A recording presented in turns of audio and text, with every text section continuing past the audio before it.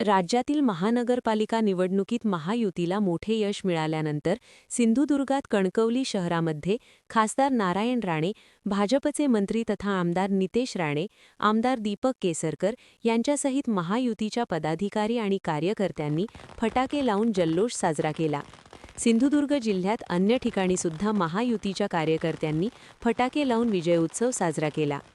यावेळी जिल्हा बँक अध्यक्ष मनीष दळवी, भाजपा जिल्हाध्यक्ष प्रभाकर सावंत, दत्ता सामंत, महेश सारंग आदी उपस्थित होते।